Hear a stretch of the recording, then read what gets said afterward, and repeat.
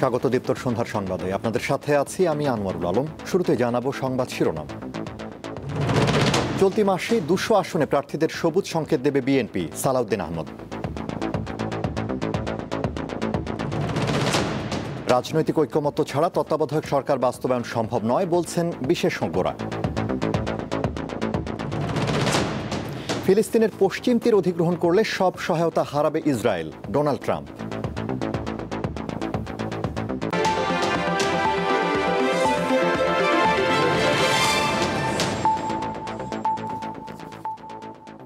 এবার বিস্তারিত।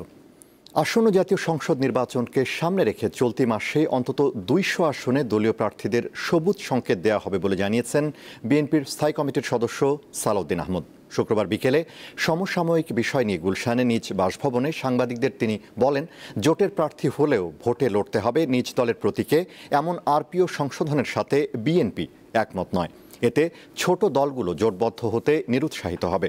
বিএনপি বড় জোট গঠনের প্রক্রিয়ায় রয়েছে বলেও জানান তিনি। সালাউদ্দিন আহমদ বলেন, এনসিপির সাথে রাজনৈতিক যোগাযোগ রয়েছে, তবে জোট হবে কিনা সেটি এখনও নিশ্চিত নয়।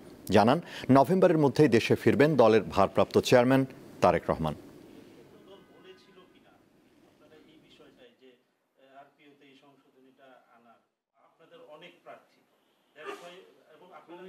জোটভুক্ত হলেও দলগুলো নিজস্ব প্রতীকের বাইরে জোটের অন্য প্রতীক নিতে পারবে না, এই বিষয়ে আমরা সম্মত হইনি কখনো। এটা আমার মনে হয় এটা আমাদের একটা সুষ্ঠু রাজনীতির সাথে, নির্বাচনের সাথে এটা পুনর্বিবেচনা করা প্রয়োজন। আমরা এই মাসের মধ্যেই দলের পক্ষ থেকে কম বেশি ২০০ নির্বাচনী এলাকায় একক প্রার্থীকে হয়তো আমরা গ্রিন সিগন্যাল দেব, সেই প্রক্রিয়ায় আছি আমরা শেষের দিকে, যাতে করে নির্বাচনী মাঠে একক প্রার্থী হিসেবে তারা কাজ করতে পারে। ইসকন নিষিদ্ধ সহ ৬ দফা দাবিতে বিক্ষোভ সমাবেশ করেছে ইন্তিফাদা বাংলাদেশ। ইসকন কর্মীদের সহিংসতা ও দেশবিরোধী কার্যক্রমের অভিযোগ তুলে এর প্রতিবাদে বিক্ষোভ সমাবেশ করে সংগঠনটি। গাজীপুরের টঙ্গীতে মসজিদের ইমাম ইসকনের বিরুদ্ধে বক্তব্য দেওয়ায় তাকে অপহরণ ও নির্যাতনের শিকার হওয়ায় সংগঠনটি নিষিদ্ধের দাবি জানিয়েছেন তারা। শুক্রবার জুমার নামাজের পর বাইতুল মোকাররম এলাকায় বিক্ষোভ সমাবেশে এসব দাবি জানান বক্তারা। বলেন, ইসকন শুধু ধর্মীয় গোষ্ঠীর বিরুদ্ধে নয়, তারা দেশের সাম্প্রদায়িক সম্প্রীতির জন্য হুমকি। ইসকনের কাজকর্ম দেশের সামাজিক ঐক্যকে ক্ষতিগ্রস্ত করছে। রাষ্ট্রীয়ভাবে সংগঠনটির কার্যক্রম নিষিদ্ধের দাবিও জানান তারা। সমাবেশ শেষে মিছিল বের করে সংগঠনটি। বাইতুল মোকাররম থেকে শুরু হয়ে মতিঝিলের শাপলা চত্বরে গিয়ে মিছিলটি শেষ হয়।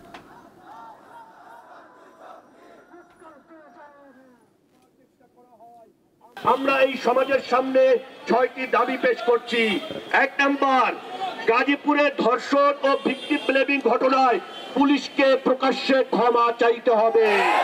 ইসকন কোন হিন্দু সংগঠন নয়, ইসকন হচ্ছে ইহুদিদের তৈরি করা, ইসলামের শত্রুদের তৈরি করা, হিন্দুদের সাইনবোর্ড লাগিয়ে একটা নাস্তিক, একটা মুরতাদ, ইসলাম বিদ্বেষী চরমপন্থী দলের নাম। জুলাই সনদে তত্ত্বাবধায়ক সরকারের প্রস্তাব করা হলেও রাজনৈতিক ঐকমত্য ছাড়া তা বাস্তবায়ন সম্ভব নয়, এমনটাই বলছেন বিশেষজ্ঞরা। তারা মনে করেন, একটি অবাধ ও সুষ্ঠু নির্বাচন আয়োজনে তত্ত্বাবধায়ক সরকারের বিকল্প নেই। জুলাই গণ অভ্যুত্থানের ধারাবাহিকতায় বাংলাদেশে চলছে নতুন রাজনৈতিক বন্দোবস্তের আয়োজন। এরই মধ্যে বিএনপি, জামায়াত সহ ২৫টি দল ঐতিহাসিক জুলাই জাতীয় সনদ সই করেছে। এতে নতুন বাংলাদেশের রূপরেখা তুলে ধরা হয়েছে। যুক্ত হয়েছে নির্দলীয় তত্ত্বাবধায়ক সরকার ব্যবস্থা। এর মাধ্যমে নিশ্চিত হবে নাগরিকদের ভোটাধিকার। জুলাই সনদ অনুযায়ী ৩ থেকে ৪ মাসের জন্য দায়িত্ব পালন করবে এই সরকার। প্রধান উপদেষ্টা মনোনয়নের জন্য ৫ সদস্যের একটি প্যানেল গঠন করা হবে, যেখানে থাকবেন প্রধানমন্ত্রী, বিরোধী দলীয় নেতা, স্পিকার, ডেপুটি স্পিকার ও দ্বিতীয় বৃহত্তম বিরোধী দলের একজন প্রতিনিধি। ক্ষমতা হস্তান্তর ও নির্বাচন প্রক্রিয়া বিতর্কের ঊর্ধ্বে রাখতে নির্দলীয় তত্ত্বাবধায়ক সরকারের বিকল্প নেই বলে মনে করেন এই বিশেষজ্ঞরা। ৯০ সালের যে আন্দোলন ছিল, তারপরে যে কেয়ারটেকার সরকার ছিল, ওটা কীভাবে হয়েছিল? ওটা কি সংবিধানের ছিল না। পলিটিক্যাল পার্টিগুলো আলাপ করে এক জায়গায় বসে ঐক্যমতে এসে একটা সিদ্ধান্ত নিল এবং আমরা একটা বিরাট পরিবর্তন নিয়ে আসলাম। হ্যাঁ, এবং যার ফলে আমরা বাংলাদেশে অনেকগুলো সুষ্ঠু নির্বাচনও দেখতে পেলাম। কাজেই আপনি জুলাই চার্টারে যে বিষয়গুলো থাকুক না কেন, ঐক্যমত দরকার। কোন জিনিসটি খারাপ ছিল সেটাকে আমরা সংশোধন করব, সংশোধন করে আবার আমরা ভালোর দিকে যাব। এই সমস্ত আইন তো পার্মানেন্ট না, এটা হচ্ছে আপনার সময়ের পরিপ্রেক্ষিতে বাস্তবতার নিরিখে পরিবর্তন করতে হবে, পরিবর্তন করে অর্থাৎ গণতন্ত্রকে টেকসই করতে হবে। জুলাই সনদে প্রস্তাবিত তত্ত্বাবধায়ক সরকার ব্যবস্থা কতটা বাস্তবসম্মত ব্যাখ্যা করলেন এই দুই বিশেষজ্ঞ। দেশের প্রেক্ষাপটের উপর ভিত্তি করে তো সিদ্ধান্ত নিয়েছে, তারা প্রস্তাব দিয়েছে। এই রাজনৈতিক দলগুলো মানতে চাবে না, হয়তোবা পরবর্তী পর্যায়ে পরিশীলিতভাবে পরিবর্তন পরিমার্জিত করে হয়তোবা নতুন কিছু আসতে পারে, কিন্তু আমার মনে হয় সবচেয়ে সঠিক সিদ্ধান্ত হচ্ছে নির্বাচনগুলি তত্ত্বাবধায়ক সরকারের অধীনে করা। জাতীয় নির্বাচনের সাথে সাথে লোকাল গভর্নমেন্ট ইলেকশন হওয়া দরকার, সেটা হয়তো কেয়ারটেকার সাথে হতে পারে। এবং পৃথিবীর অনেক দেশে কিন্তু দুটো নির্বাচন একসঙ্গে হয়, যেমন ইন্দোনেশিয়াতে জাতীয় নির্বাচন এবং স্থানীয় নির্বাচন একসঙ্গে হয়ে যায়। সো আমরা যদি একইভাবে করতে পারি, একই স্টাইলে করতে পারি, তখন কিন্তু সবগুলো নির্বাচনই সুষ্ঠু হবে এবং এগুলো নিয়ে কেউ প্রশ্ন করতে পারবে না। উচ্চ আদালতের রায়ের আলোকে 2011 সালে তত্ত্বাবধায়ক সরকার ব্যবস্থা বাতিল করে আওয়ামী লীগ সরকার। এরপর দলীয় সরকারের অধীন 3টি জাতীয় নির্বাচন হয়, যেগুলো ছিল প্রশ্নবিদ্ধ। জুলাই সনদে প্রস্তাবিত তত্ত্বাবধায়ক সরকার ব্যবস্থা এখন দেশের রাজনৈতিক আলোচনার কেন্দ্রবিন্দু। তবে এটি বাস্তবে কার্যকর করতে হলে প্রয়োজন সবার আস্থা ও আইনগত স্বচ্ছতা। যা বাস্তবায়ন কতটা সম্ভব সেটি এখন সময়ের প্রশ্ন। হেদায়েতুল্লাহ সীমান্ত, দীপ্ত সংবাদ, ঢাকা। রাজধানীর বাজারে স্থিতিশীল রয়েছে সবজির দাম। বিক্রেতারা জানান সরবরাহ আরেকটু বাড়লে শিগগিরই দাম কমতে পারে। এছাড়া মাছের দাম নিয়ে মিশ্র প্রতিক্রিয়া রয়েছে ক্রেতা বিক্রেতাদের মাঝে। রাজধানীর কারণ বাজারে শীতের আগাম সবজি পাওয়া যাচ্ছে। এক সপ্তাহের ব্যবধানে সরবরাহ বেড়েছে বেশ, এতে কমতে শুরু করেছে সবজির দাম। একটু সাশ্রয়ী মূল্যে কিনতে আমরা তো চাই, প্রত্যেক কেজিতে যদি আমি 2 টাকা করেও বেনিফিট করতে পারি, তো 5 কেজি পণ্য কিনলে আমি 10 টাকা সেভ করতে পারছি। বাজারে তো মোটামুটি দেখতেছি সবজির দাম কমই। টমেটো কিনলাম 100 টাকা করে, লাউ নিচ্ছে আপনার 20 টাকা, শসা 60 টাকা কেজি। এখন একটু কমছে আর কি, 50 টাকা 60 টাকা খাইতাম, এখন 40 টাকা 30 টাকা। শিগগিরই দাম আরো কমবে বলে মন্তব্য বিক্রেতাদের। শসা 50 টাকা কেজি, পটল আছে 40, ফুলকপি জোড়া 80, বটবটি 40 টাকা কেজি, চিচিঙ্গা 40, পেঁপে 30, করলা 50, আপনার গাজর 80 টাকা কেজি দেশিটা, চায়নাটা 150 টাকা কেজি, টমেটো 100 টাকা কেজি, মূলা 40 টাকা কেজি, ঝিঙ্গা আছে 50 টাকা কেজি। শীতের সবজি তো আমদানি বেশি, তাই তো দাম কম। আরও এক সপ্তাহ গেলে আরও কমে দেবে। সবজির দামও বেশি না, কমই। যেমন জালি আপনার 50 টাকা, লাউ 50 টাকা, মূলা 40 টাকা। গত সপ্তাহে এইগুলা সবজি সব 80 টাকা ছিল, 70 টাকা 80 টাকা ছিল। পেঁয়াজের কেজি এখনো 80 টাকা। আদা রসুনের দামে পরিবর্তন নেই এই সপ্তাহেও। দেশি পেঁয়াজ 80 টাকা, রসুন হয়েছে 160 টাকা, আদা হয়েছে এটা 200 টাকা, এটা 220 টাকা, আলু হয়েছে 2 কেজি 50 টাকা। গত সপ্তাহে যেরকম বাজার এখনো এরকমই আছে, কোনো কমে না। ভোজ্য তেল পাম অয়েলে প্রতি লিটারে বেড়েছে 5 টাকা। সয়াবিন তেলও বিক্রি হচ্ছে বর্ধিত মূল্যে। গায়ে দামে তেল বিক্রি হতেছে, তেলের কমিশনটা কমাই দিচ্ছে কোম্পানি। আগে আমরা লিটারে 5 টাকা কমিশন পাইতাম, এখন আমরা কোম্পানির কাছে 1 টাকা 2 টাকা কমিশন পাই। আগে গায়ে লাগার থেকে লিটারে 5 টাকা কম বিক্রি হতো, এখন গায়ে দামে তেল বিক্রি হতেছে 1 লিটার 189, 2 লিটার 378, 5 লিটার 920। তবে সরবরাহ মোটামুটিভাবে ভালো আছে। বিক্রেতাদের দাবি প্রায় সব প্রজাতির মাছের দাম কমেছে 20 থেকে 50 টাকায়। তবে ক্রেতার রয়েছে ভিন্ন মত। দেশি মাছ আমদানি হইতেছে, মাছের দামও কম আছে। ইলিশ মাছ না থাকার কারণে যে মাছের প্রভাব তা নাই, সব মাছের দাম কম আছে। মাছের দাম মোটামুটি কিছু কম আছে, আগের থেকে 20-30 টাকা, 20-30 টাকা, কোনোটা 50 টাকা কম আছে। মাছের দাম একটু কমই, গত সপ্তাহে দেশি, এই সপ্তাহে একটু দাম মাছের দাম একটু কম আছে, একটু বেশি আছে। দেশি মাছের দাম একটু বেশি আছে, মাছের আমদানি কম তো, যার জন্য দেশি মাছের দাম একটু বেশি, চাষের মাছের দাম কম। এগুলো সব চাষের মাছ। গত শুক্রবারের তুলনায় আজকে একটু সামান্য একটু কম মনে হয় মাছের বাজারে। বাজারে গরুর মাংস বিক্রি হচ্ছে 760 থেকে 780 টাকায়। খাসির মাংসের কেজি 1200 টাকা। সঞ্জিতা প্লাবনী, দীপ্ত সংবাদ, ঢাকা। ইতালি যাওয়ার পথে ভূমধ্যসাগরে নিখোঁজ হবিগঞ্জের 35 তরুণের এখনও খোঁজ মেলেনি।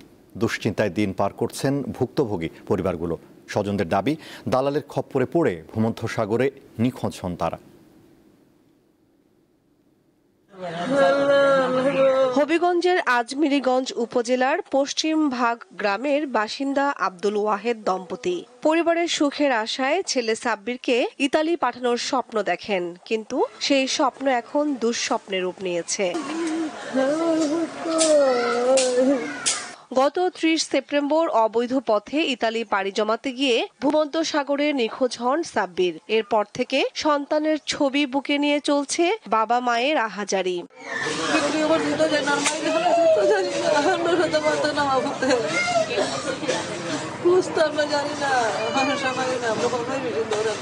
আমার পুত্রী ডেলি নিব ওই যে 70 লাখ টাকা কন্ট্যাক্ট করে দিয়েছি, এবার আজাদরে লই যাচ্ছে ভাই রুমান যারা লইয়েছে আমি টাকা দিতে আমার বাপ আছে। একই গ্রামের নিখোঁজ রফিকুল ইসলাম, হাবিবুর রহমান, মাহি, উজ্জ্বল ও পিন্টুর পরিবারেও চলছে আহাজারি। দীর্ঘদিন পেরিয়ে গেলেও খোঁজ না পেয়ে হতাশ পরিবারগুলো। সরকারের সহযোগিতা চেয়েছেন নিখোঁজদের স্বজনরা। আমার ভাই হচ্ছে মোহাম্মদ মুত্তাকি, প্রায় 3 মাস আগে হাসান আশরাফের মাধ্যমে লিবিয়া গেছে। আজকে 15 দিন হয় তাদের কোনো খোঁজখবর নাই। 17,12,000 টাকা দিয়া দিছি সংগঠনের মাধ্যমে আমার পুত্রে লিবিয়া থেকে ঋণ দিছে। স্থানীয়রা জানান একই এলাকার লিবিয়া প্রবাসী হাসান মোল্লার মাধ্যমে তারা ইতালির পথে রওনা হন।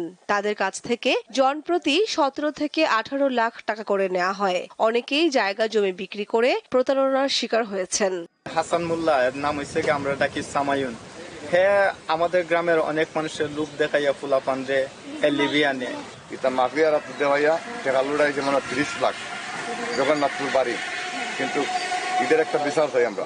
নিখোঁজ তরুণদের তথ্য উদ্ঘাটনে কাজ করার কথা জানালেন জেলা প্রশাসক। গত 30 সেপ্টেম্বর অবৈধ পথে ইতালি পাড়ি দিতে গিয়ে ভূমধ্যসাগরে নিখোঁজ হন হবিগঞ্জের বিভিন্ন এলাকার 35 তরুণ। কামরুন নাহার, দীপ্ত, বার্তা কক্ষ। আন্তর্জাতিক ফিলিস্তিনের পশ্চিম তীর অধিগ্রহণ করলে ইসরায়েল সব ধরনের সহায়তা হারাবে বলে হুঁশিয়ারি দিয়েছেন যুক্তরাষ্ট্রের প্রেসিডেন্ট ডোনাল্ড ট্রাম্প।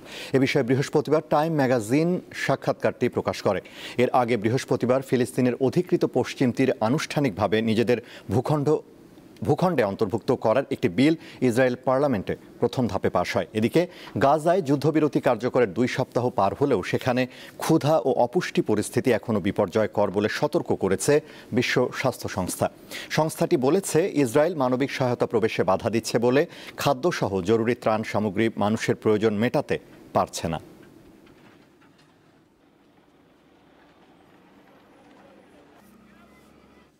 খেলার খবর। থাইল্যান্ডের বিপক্ষে প্রথম প্রীতি ম্যাচে 3-0 গোলে হেরেছে বাংলাদেশ নারী ফুটবল দল। ব্যাংককের থনবুরি বিশ্ববিদ্যালয় ফুটবল গ্রাউন্ডে ম্যাচের প্রথমার্ধে 2 দলের কোনো দলই গোল করতে পারেনি। বিরতির পর উভয়ই আক্রমণের ধার বাড়ালেও ম্যাচের 69 মিনিটে গোল হজম করে বাংলাদেশ। এরপর ম্যাচের 71 ও 86 মিনিটে আরও 2 গোল করে দলের লিড 3 গুণ করে থাইল্যান্ডের মেয়েরা। তবে ম্যাচে বেশ কিছু সুযোগ তৈরি করতে পারলেও বল জালে জড়াতে পারেনি তারা। এশিয়ান কাপের মূল পর্বের প্রস্তুতির অংশ হিসেবে দ্বিতীয় ম্যাচ আগামী সোমবার। শেষ করব দীপ্তর সন্ধ্যার সংবাদ। তার আগে সংবাদ শিরোনামগুলো জানাবো আরও একবার। চলতি মাসে 200 আসনে প্রার্থীদের সবুজ সংকেত দেবে বিএনপি, সালাউদ্দিন আহমেদ। রাজনৈতিক ঐক্যমত্য ছাড়া তত্ত্বাবধায়ক সরকার বাস্তবায়ন সম্ভব নয় বলছেন বিশেষজ্ঞরা। ফিলিস্তিনের পশ্চিম তীর অধিগ্রহণ করলে সব সহায়তা হারাবে ইসরায়েল, ডোনাল্ড ট্রাম্প।